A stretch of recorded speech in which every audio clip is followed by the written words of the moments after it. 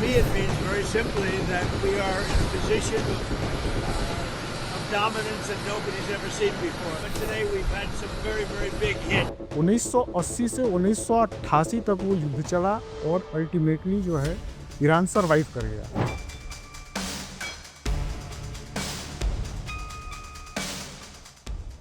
इससे जो US policy makers हैं उनके ऊपर काफ़ी प्रभाव पड़ रहा है, उनके ऊपर विश्व का दबाव पड़ रहा है, ग्लोबल इकोनॉमी अफेक्टेड हो रही है उससे।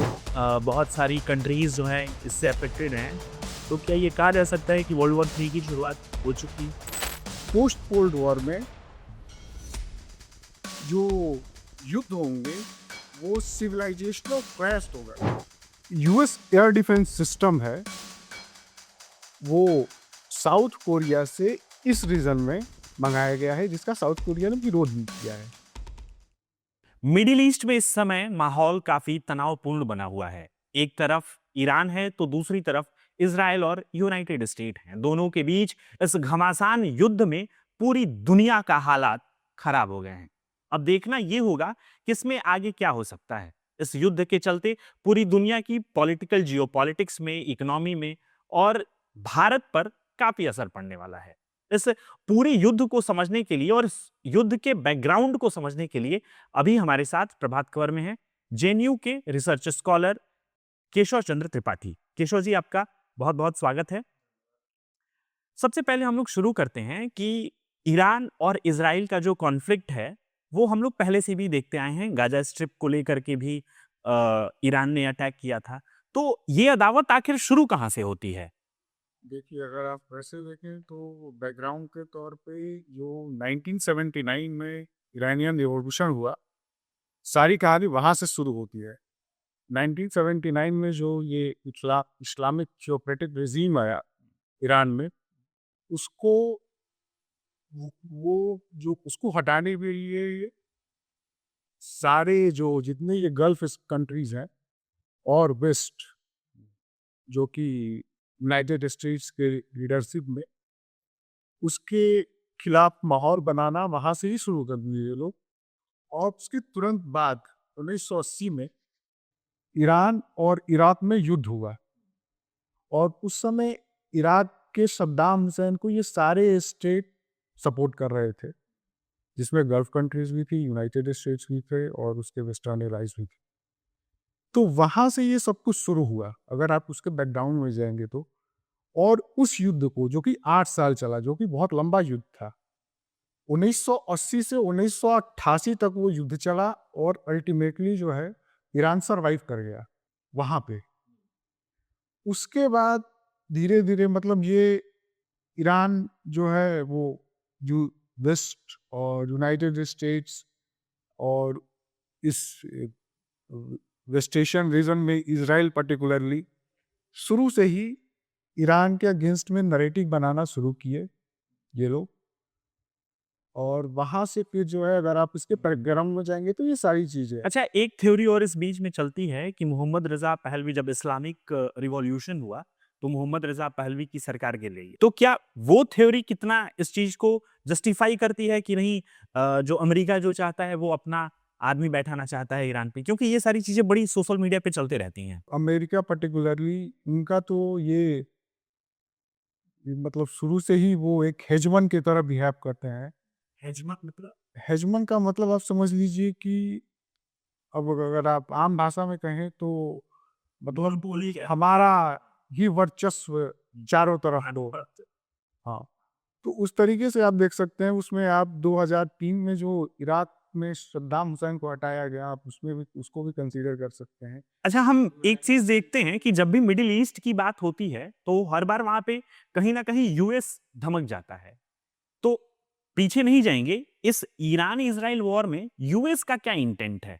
इंटेंट क्या है यूएस का? देखिए, यूएस का इंटेंट है, यूएस इन ईरान को एक आप कह सकते हैं मतलब इविल की तरह देखता है। क्यों? क्योंकि ईरान एक जो थ्योरी उसमें कहते हैं वो मतलब हालांकि वो तो आगे चल के रेफर हुई है, क्लैश ऑफ सिविलाइजेशन, ये सैमुअल हंटिंगटन की थ्योरी है। वो कहती है कि पोस्ट कोल्ड वॉर में जो युद्ध होंगे वो सिविलाइजेशनल क्लैश होगा। शिवलाइजेशनल क्लैश। आप देख सकते हैं कि वेस्टर्न वर्ल्ड जो है led by United states most of the time, हमेशा नहीं, उसमें भी बहुत सारे ऐसा नहीं है कि जो यूएस का है हर बात जो उसके वेस्टर्न अलाइज ने किए हैं, लेकिन आप देख सकते हैं कि यूनाइटेड स्टेट्स की लीडरशिप में वेस्ट जो है जो लिबरल डेमोक्रेटिक वेस्ट है जो सपोर्ट करता है, और ईरान का जो रिजीम है ये इस्लामिक थियोक्रेटिक रिजीम है। तो दोनों में कहीं ना कहीं एक क्लैश ऑफ सिविलाइजेशन के तौर पे एक थ्योरी ये है। इससे डर ये है कि ईरान में ईरानियन रिवॉल्यूशन के बाद इस पूरे रीजन में डर था कि कहीं ना कहीं ईरानियन रिवॉल्यूशन से इंस्पायर होके ये बाकी जो देश हैं, आप कह सकते हैं इराक, सऊदी अरेबिया, कुवैत, इन सब में कहीं ना कहीं रिवॉल्यूशन ऐसा उस समय लगता था।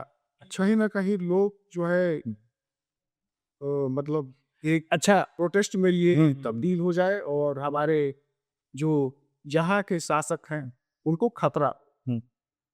उसी वक्त जो है उसके बाद ही ठीक 1980 में शुरू होता है ईरान इराक वॉर, इसमें ये सारे कंट्रीज जो हैं वो सपोर्ट करते हैं इराक को। ओके। तो ईरान शुरू से ही जो ये रिजीम है, ये रिजीम शुरू से ही एक वेस्टर्न नैरेटिव के तौर पे वेस्ट इसको इविल की तरह ही देखा है। और ये सारी जो कंट्रीज हैं, सऊदी अरेबिया, बहरीन, कुवैत, इन सबको यूनाइटेड स्टेट्स सिक्योरिटी प्रोवाइड कराता है। अच्छा, ईरान की एक बात और समझ लेते हैं। ईरान जो है अपनी नेबरिंग कंट्रीज के लिए, जैसे आप बहरीन की बात कर रहे हैं, कतर की बात कर रहे हैं, उसने रिसेंटली दुबई में भी अटैक किया था, तो इन लोगों के लिए ईरान थ्रेट क्यों है? ईरान का कहना है कि हम आपके थ्रेट नहीं है, वहां पे जो यूनाइटेड स्टेट्स ओके, इस मतलब यूनाइटेड स्टेट के प्रेजेंस को वो डिनाई टारगेट कर। ओके। केशव जी, हम लोग देखते हैं कि जो ईरान की प्रॉक्सीज हैं वो भी काफी इस रीजन में एक्टिव हैं, तो आखिर वो प्रॉक्सीज कौन कौन से हैं और उनका क्या इम्पैक्ट पड़ता है इस पूरे रीजन पे? कहीं कहीं ये भी सुनने को देखने को आता है कि इन्हीं की वजह से वॉर भी शुरू हुआ है, तो ये मतलब पूरी कहानी क्या है? देखिए, वैसे तो आप अगर बात करें तो लेबनान में जो इनका प्रॉक्सी है वो हिजबुल्ला है, और हिजबुल्ला का जो प्राइमरी टारगेट है वो इजराइल है। अच्छा, तो ईरान जो है हिजबुल्ला को सपोर्ट करता है। इंटरप्ट करना चाहेंगे आपको, सॉरी। हिजबुल्ला ने क्या इजराइल में अटैक किया था क्या गाजा स्ट्रिप में? गाजा स्ट्रिप से जो अटैक हुआ था इजराइल में अक्टूबर 7 में, वो हमास ने किया था। हमास गाजा स्ट्रिप में एक्टिव है, एंड वो जो सपोर्टेड बाय ईरान और हिजबुल्ला। हाँ, तो जो प्राइमरी इनके प्रॉक्सीज हैं वो लेबनान में हिजबुल्ला है, हमास है, फिर आप यमन में हुतियों को कह सकते हैं, और इराक में बहुत सारे प्रॉक्सीज हैं। तो ये ईरान इतने प्रॉक्सीज अपने बना क्यों लिया? और ये मतलब डिस्टेंस भी कुछ ज्यादा है नहीं, तो ये रिजीम में, हाँ, तो सीरिया में असद रिजीम था, वो भी ईरान के करीब था। तो ये जो रिजीम, जो ये जो प्रॉक्सीज हैं इनके, वो सारे ईरान, चूंकि ईरान अपने आप को एक क्षेत्रीय रीजनल पावर के तौर पे देखता है, तो उस हिसाब से अपने रीजनल पावर को आप कहिए कि इनहांस करने के, अपने इन्फ्लुएंस को बरकरार रखने के लिए ईरान ने काफी सारे अपने प्रॉक्सीज को सपोर्ट किया, जिसमें कि आप इन सबको देख सकते। तो अभी इस युद्ध में इन लोगों का क्या स्टेटस है, जितने भी प्रॉक्सीज हैं? अभी आप देखिए कि लेबनान में जो हिजबुल्ला है उसने अटैक शुरू कर दिया ईरान में, और इजराइल भी रिटेलिएट कर रहा है। इनफैक्ट यही बॉम्बार्डिंग हो रही है हिजबुल्ला के ऊपर लेबनान में। हुतीज ने भी सपोर्ट किया है और वो भी काफी एक्टिव हो गए हैं इस पूरे रीजन में। अगर आप देखिए रेड सी में, ओके, उसके बाद जो इराक में इनके जो मिलिशिया हैं वो सब भी एक्टिव हो चुके हैं। तो ये मतलब आप पूरे एक तरीके से अगर आप देखिए तो एक टर्म देते हैं हॉरिजेंटल एस्केलेशन। ये युद्ध अब बस ईरान तक ही सीमित नहीं है।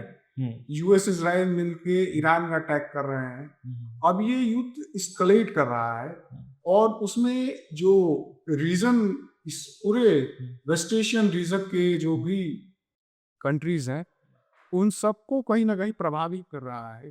अभी तक मतलब अभी तक के जो भी अपडेटेड न्यूज़ हैं, उसमें कौन-कौन सी कंट्रीज़ जो हैं वो अफ़ेक्टेड हुई हैं डायरेक्टली वॉर से? आप देखिए कि डायरेक्टली में आप गल्फ कंट्रीज में हाँ, गल्फ तो ये पूरा। आप कह लीजिए कि सारे कंट्रियों में मैं देख पा रहा हूँ कि लगभग सब में कहीं ना कहीं कुछ ना कुछ हुआ ही है। तो और इसका प्रभाव तो वैसे काफी बृहद है। पूरे विश्व में इसका बड़ा हम ले सकते हैं। आप जिस तरीके से इन लोगों ने स्ट्रीट ऑफ हॉर्मुज को प्रभावित किया है बल्कि ब्लॉक कर दिया है, जिस तरीके से पूरे विश्व में आज जो है एक एनर्जी संकट, एनर्जी सप्लाई में संकट। बस इसी पे हम आना भी चाह रहे थे कि इस पूरे युद्ध में बीते कुछ दिनों से सबसे ज़्यादा चर्चा यदि किसी चीज़ की है, तो स्ट्रीट ऑफ हॉर्मुज की है। हमारी ऑडियंस ये समझना चाहेगी कि ये स्ट्रीट ऑफ हॉर्मुज जो है वो इकोनॉमिकली और ट्रेड के एस्पेक्ट से कितना इम्पोर्टेंट है, क्योंकि बहुत छोटा एरिया है और मतलब ये ईरान में था और एक चीज और ईरान में इंडिया का एक बेस भी था जो अभी बंद कर दिया। ये दोनों कितना इम्पोर्टेंट? देखिए ईरान में इंडिया का बेस तो नहीं था, वो चाबहार पोर्ट था। हाँ, जो कि अभी बंद है। ये आप इस इसको इस पॉइंट पर जो कहते हैं इसको स्ट्रेट ऑफ हॉर्मुज कहते हैं और ये जो है ये पूरी तरह से जो है ईरान के कंट्रोल में है। तो अगर आप इसको थोड़ा छोटा करें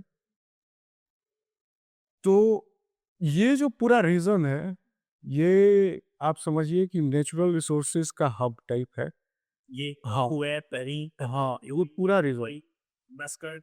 तकरीबन 20 बिलियन बैरल तेल जो है वो पर डे इस रीजन से पास करता है पूरे विश्व को सप्लाई करने के लिए। और वहाँ आप देखिए कि उसको बंद करने के बाद पूरे विश्व में जो जो एनर्जी ये सप्लाई क्राइसिस से आता है या फिर इन सारी कंट्रीज से आता है? ये चूंकि ऑयल शिप जो है या गैस शिप वो सारे इसी कंट्री से निकलते हैं। अच्छा। हाँ अच्छा, इधर से होते हुए हाँ, तो ये एक मेजर चोक पॉइंट है जिसको ब्लॉक किया है ईरान ने। और इसका प्रेशर इतना बृहद है कि आप देख रहे हैं कि मतलब इससे जो यूएस पॉलिसी मेकर्स हैं उनके ऊपर काफी प्रभाव पड़ रहा है, उनके ऊपर विश्व का दबाव पड़ रहा है, ग्लोबल इकोनॉमी अफेक्टेड हो रही है उससे। जो है तमाम देशों के स्टॉक मार्केट नीचे जा रहे हैं, तो इसका काफी बृहद प्रभाव है। एक चीज और समझिए, आप बार बार कह रहे हैं कि बहुत सारी कंट्रीज जो हैं इससे अफेक्टेड हैं, तो क्या ये कहा जा सकता है कि वर्ल्ड वॉर 3 की शुरुआत हो चुकी है? देखिए मतलब ये तो कहना काफी जल्दबाजी होगी क्योंकि क्योंकि अभी अपडेटेड न्यूज़ ये है कि नॉर्थ कोरिया ने जापान की इकोनॉमिक रीजन में एक मिसाइल गिराई।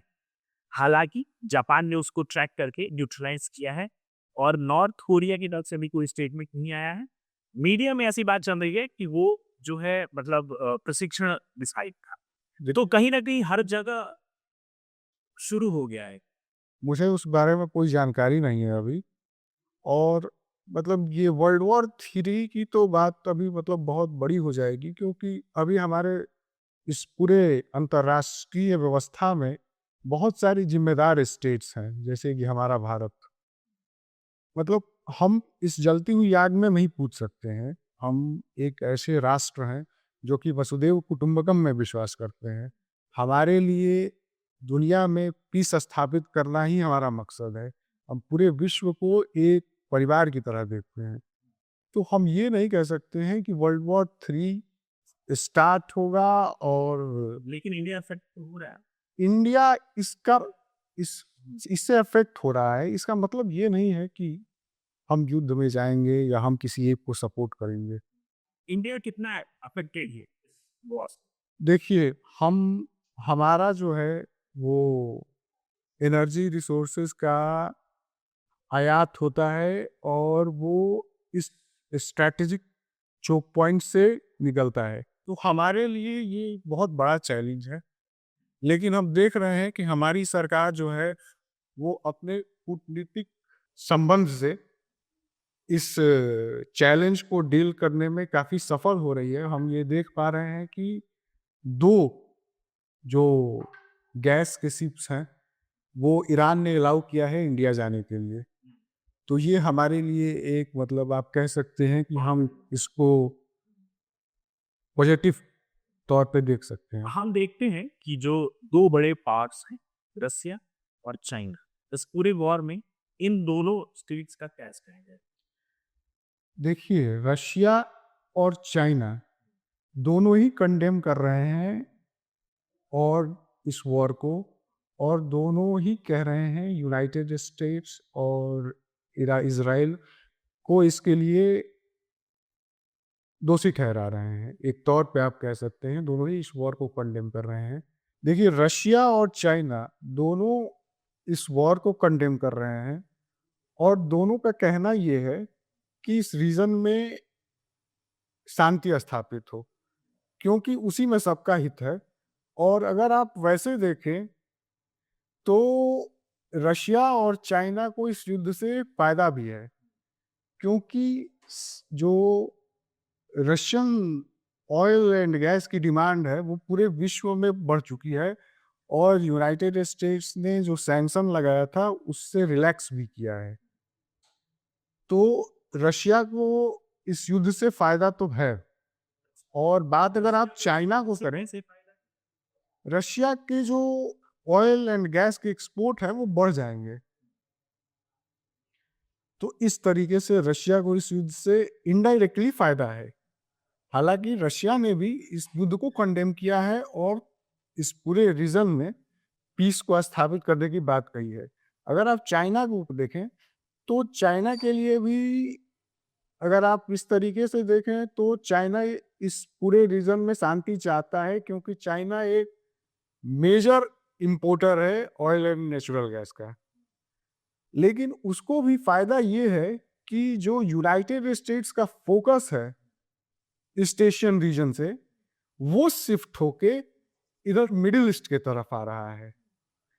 और यहाँ अगर आप देखेंगे तो जो यूएस एयर डिफेंस सिस्टम है वो साउथ कोरिया से इस रीजन में मंगाया गया है, जिसका साउथ कोरिया ने विरोध भी किया है। तो अगर आप कुल मिला के देखें तो नॉर्थ कोरिया जैसे देश, चाइना जैसे देश को इस युद्ध से कहीं ना कहीं इनडायरेक्टली फायदा हो सकता है। ईरान, इजराइल, ये दो देश जो हैं वो लड़ते हैं सिविलाइजेशन वॉर। आपने कहा यूएस का इंटरवेंशन होता है, तो जब दो देश हैं अपने सिविलाइजेशन को बचाने के लिए लड़ रहे हैं तो उसमें यूएस का इंटरवेंशन कहाँ तक सही है? देखिए, वो एक तरीका है चीजों को देखने का। पूरी की पूरी वॉर वहीं से नहीं है, ऐसा आप नहीं कह सकते हैं कि पूरी की पूरी वॉर जो है तो वो कहाँ से नैरेटिव बिल्डिंग, बहुत सारे स्ट्रेटेजिक आप कह सकते हैं कि रीजन है इस वॉर को लड़ने का। एक तो पहला तो है कि ईरान में जो रिजीम चेंज रिजीम करना है, चेंज, हाँ, जो कि संभव नहीं दिख रहा है। आप कोई भी अगर आप जो वॉरफेयर के तरीके को अगर आप देखें तो ईरान में जब तक आप जो है एरियल बम्बार्डमेंट करते रहेंगे तब तक ये रिजीम चेंज जैसा कुछ मतलब संभव नहीं हो पाएगा। उसके लिए जो है बूट्स ऑन द ग्राउंड इस यूएस इजराइल के अलायंस को अपने फौज को ईरान में उतारना पड़ेगा, जो कि अभी दिख नहीं रहा है। और ये एक अपडेट मैं आपको बता देता हूँ। 29 कॉप्स के वॉशिंगटन से 29 कॉप्स के 2500 जवान कल रात इस एरिया में आ गए हैं। जी, वही मैं कह रहा हूँ। से पेंटागन ने कुछ अपने मिलिट्री फोर्सेस को मोबिलाइज किया है, जिसमें नेवल फ्लीट्स भी हैं।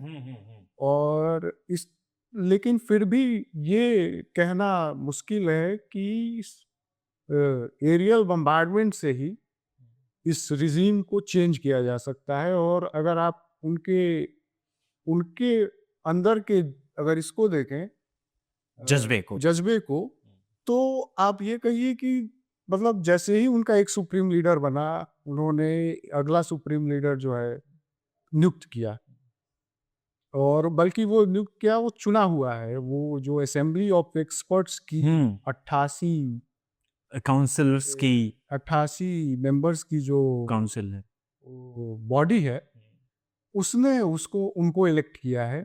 और वो अभी जो है सुप्रीम लीडर के तौर पे जो मुस्तफा खोमेनी है, वो ईरान को पे लीड कर रहे हैं। हाँ, ईरान पे हम लोग आते हैं। आपने कहा कि वहां के जज्बे को, जब ये वॉर हुआ, खamenei मारे जाते हैं। हम एक चीज देखते हैं कि ईरान के कुछ सिविलियंस हैं, बहुत खुशी में उनका वीडियो आता है, वो बहुत खुश होते हैं। और एक धड़ा ऐसा होता है जो बहुत दुखी होता है कि भाई हमारे चूंकि ये भी सुनने में आता है, और ये आप बताइएगा कि ईरान के जो भी सुप्रीम लीडर होते हैं, उनको इस्लाम के किसी अच्छे ओहदे से नवाजा जाता है या अच्छे ओहदे पे माना जाता है। तो पहला सवाल तो ये है कि आधी जनता खुश है, आधी दुखी है, ऐसा क्यों है ईरान में? देखिए, ईरान में एक एंटी रेजिंग प्रोसेस तो पहले से चल ही रहा था।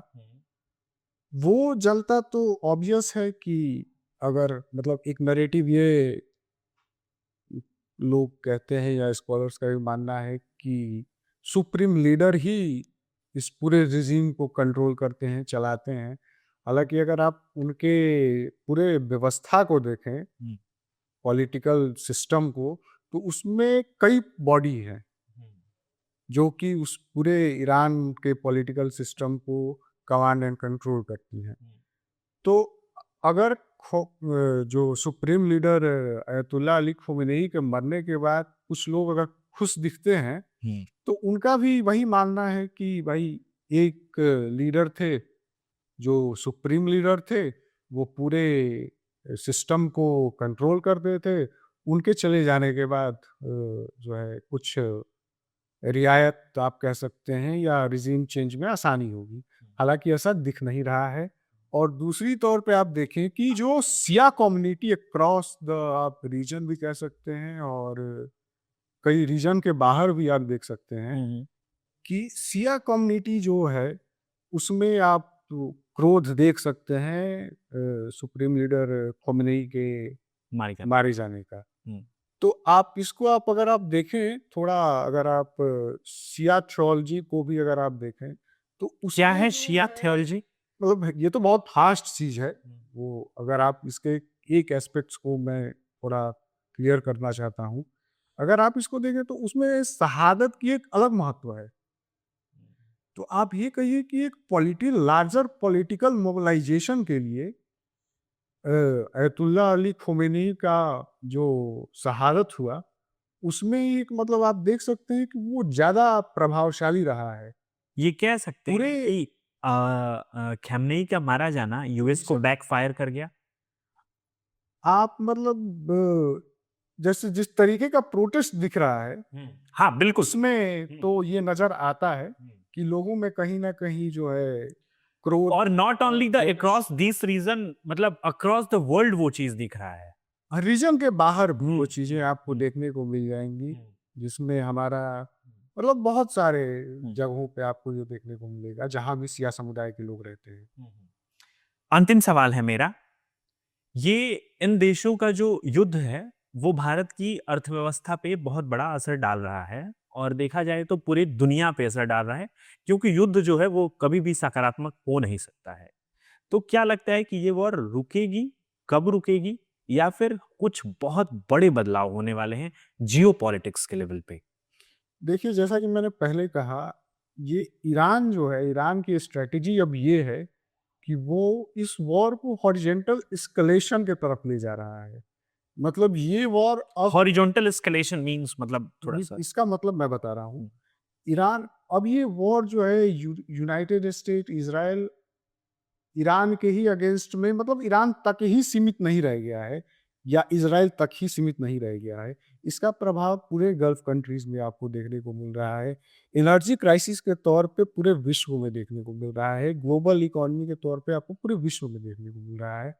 ईरान इन सबसे यूएस और इजराइल के ऊपर प्रेशर बनाना चाहता है, ताकि प्रेशर में आके वो लोग जो है डीएस्केलेट करें इस वॉर को। हालांकि जैसा कि आप बता रहे हैं कि पेंटागन ने जो है मिलिट्री मोबिलाइज किया है, और ट्रम्प ने भी, अभी मैं सुबह देख रहा था कि जो है खार आइसलैंड की जो है हेवी बम्बार्डमेंट हुआ उसके मिलिट्री स्ट्रक्चर पे। तो ये देखने में तो मतलब अभी के हिसाब से तो नहीं लग रहा है कि वॉर डीएस्केलेट कर रहा है, लेकिन ईरान की जो रणनीति है वो ये है, वो इसको हॉरिजॉन्टल एस्केलेशन की तरफ ले जा रहा है। तो हमारे साथ ये थे केशव चंद्र त्रिपाठी। इन्होंने बड़े शानदार तरीके से बताया इस पूरे युद्ध की कहानी क्या है। हालांकि इस पे और चर्चा होती रहेगी और आप तक हम ईरान और इजराइल के युद्ध से जुड़े अपडेट्स देते रहेंगे। देखते रहिए प्रभात खबर। प्रभातखबर.com, विश्वास वही, रफ्तार नहीं।